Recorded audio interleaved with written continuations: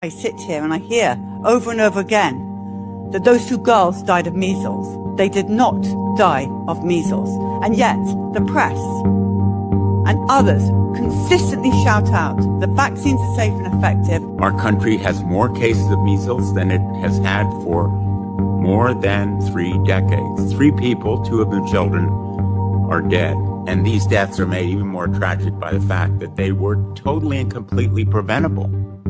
The measles vaccine is safe and effective. You shout out about measles to us.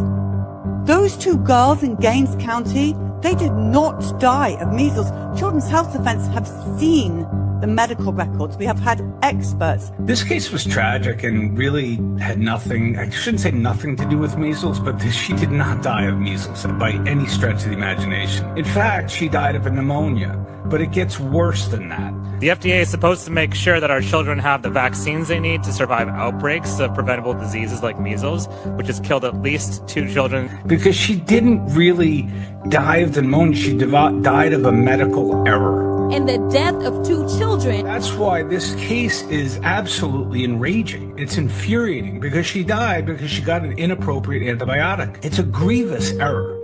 It's an error which led to her death. And when I say it gets worse, she's in the hospital deteriorating. And so not only did you have several days delay of decline without the appropriate antibiotic, but then when they realized that they were missing the appropriate antibiotic, it took them, as far as I can tell, 10 hours to administer it.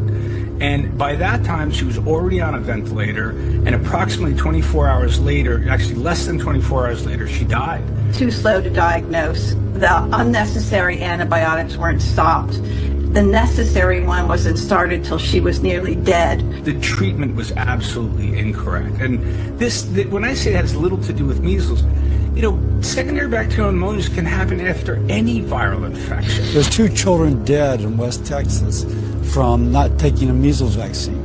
All this outrage over this measles, you see the media is going nuts about how everyone needs to get vaccinated.